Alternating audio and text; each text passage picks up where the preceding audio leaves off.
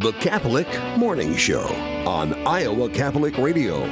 Good morning and welcome back to the Catholic Morning Show here on Iowa Catholic Radio. I am Sam Halligan, your host this week, filling in for Bo Bonner, who will be back next Monday. And we've had a great show today. Hope you've been able to be with us. We're going to be capping off our time this morning with a conversation about a current event, the World Cup. And I am excited to talk about the FIFA World Cup, and particularly how it's doing something that we see very rarely, bringing pretty much the whole world together, bringing people into community and kind of belonging. And to have this conversation with us this morning, I'm going to be bringing in John Huynh, who is the Director of Social Justice for Catholic Charities.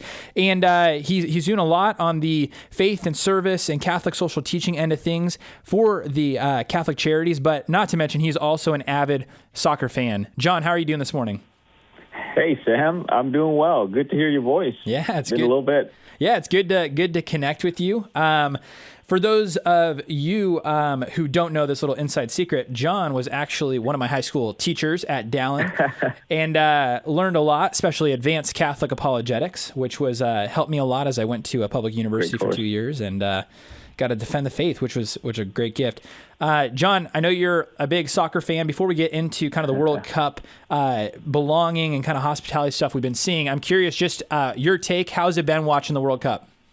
Oh, it's phenomenal. I was one of the grouchy old guys who was complaining about the 48-team format as opposed to 32 teams, and I thought it was a money grab. And then suddenly, I find myself really enjoying all the matches. So it's been quite good. Yeah, I can imagine as a soccer fan, be able to have soccer on all the time, especially in this time where it's not just lasting a weekend or a week. This spans a lot of time. So, we were commenting on this earlier in the show, and I want to really bring it to the forefront of the conversation, is just what we're seeing kind of as a cultural dynamic of having all these different countries come together, and even like the hospitality and goodwill we've been seeing. What do you think about that? What have you been observing that you could speak to in this moment? Yeah, last time I was on the show, I think about a month ago, we were talking about kind of the increasingly isolated moments and times that folks have, and modern life has made many things easier. Of course, that it's also made easier to be increasingly living in closed lives, and we can work from home, order groceries from home, do all streaming from home. And so things that used to be communal are now done fairly isolated. And so one of the things that's fascinated me during this World Cup is how often the conversation and things that I've seen in social media as well has moved beyond the matches. We're talking about atmosphere, hospitality, the Tartan Army, the chance encounters with strangers, the Japanese team enjoying some of the Texas barbecues and things like that. And for me, as I'm thinking through these things and kind of taking it all in, I'm realizing that events like the World Cup remind us that human beings really delight in gathering. We delight in songs. I'm sure you've seen many of the social media captures where the fans, the Tartan Army is going to all of these games and singing. We delight in rituals and symbols, and so we realize then that we are belonging into something that are beyond ourselves, a narrative that is larger than ourselves. And Catholic social teaching, of course, begins with the dignity of the human person, but it also insists that the person is never simply an isolated individual. We are born into relationships, looking at the way that we inherit language, customs, traditions.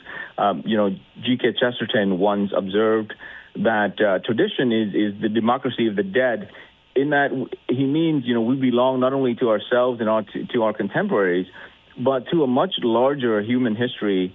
And perhaps this is one of the reasons that the World Cup captivates our imagination, is that if only for a month or two, it reminds us that despite all of our differences, we share something in common. We desire joy, we desire beauty, we desire a kind of friendship and peace. And so that in longing for those things, we look for those things beyond ourselves and to the community. Yeah, that's so important too, because I think, there's moments like this where we'll see something like this pop up on social media or on a news article or maybe like a news headline where, people are brought together across cultures. It gives, maybe if I can kind of, sum it up, it can give kind of a warm fuzzy, it can give some sort of inspiration, like, oh, look at that. That's so good.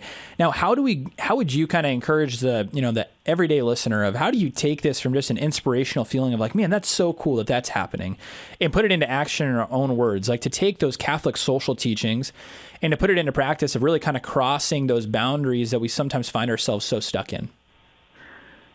Yeah, great question. I think, a great illusion of our age is that society is somehow built through large institutions and some grand solutions, programming. But history has shown us something that is contrary to our belief. Healthy societies are built essentially from the bottom up and not from the top down. And so if we look at the human person, our first experience of society is not citizenship in the nation, but belonging in a family. So before we learn to be citizens, we learn how to be grateful. And before we learn what justice really means, we have learned how to share amongst our brothers and sisters and in our family. And so, likewise, in that sense, the neighborhoods matter because they teach us that our lives intersect with those around us.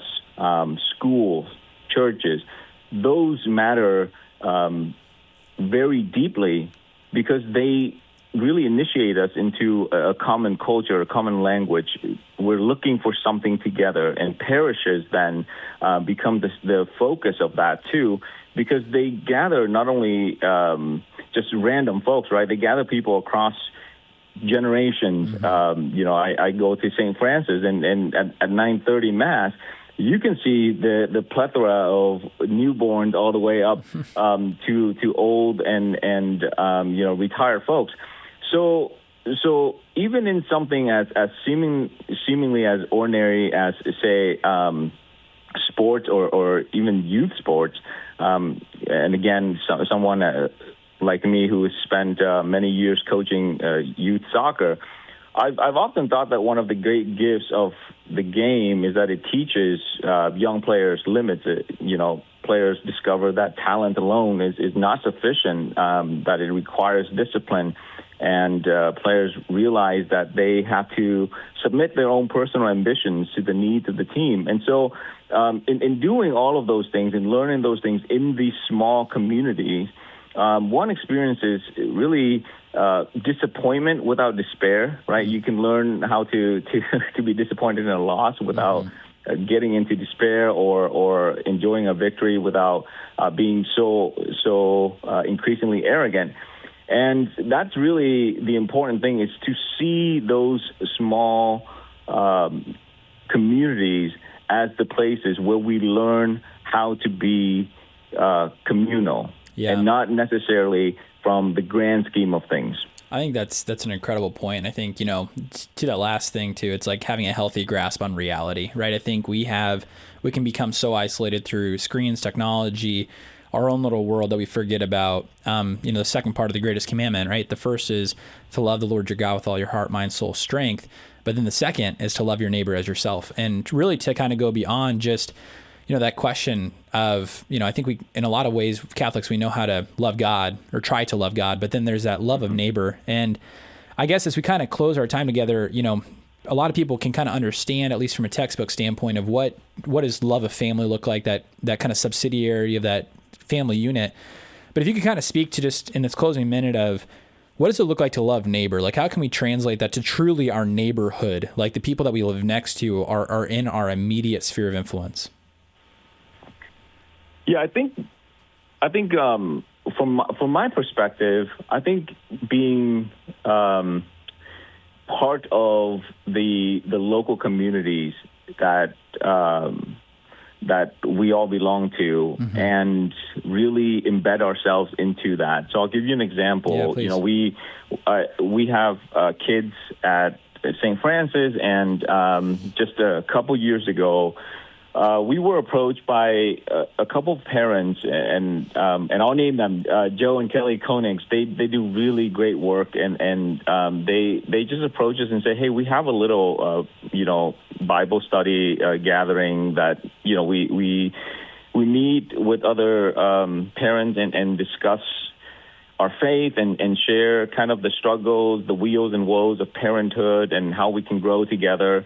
Would you be interested? And we discerned after a few months that we are. And, embedding ourselves into a small community like that among those who share, again, the weals and the woes of the things that we are going through and growing together. So I think realistically, where there is small community, that's how we learn to love our neighbor, is to embed ourselves into those small communities, learn to grow together, and from there, things ought to take care of themselves. Charity will come from our desire to love God, because first, if you love God, then the love of neighbor will naturally flow from that. Amen. Thank you so much. John Huynh, again, ladies and gentlemen, Director of Social Justice for Catholic Charities, having a great conversation this morning on the World Cup and bringing people together. John, thanks for joining the show. Listen to the Catholic Morning Show weekdays at 7 a.m. Central on the Iowa Catholic Radio Network, iowacatholicradio.com, or the Iowa Catholic Radio app.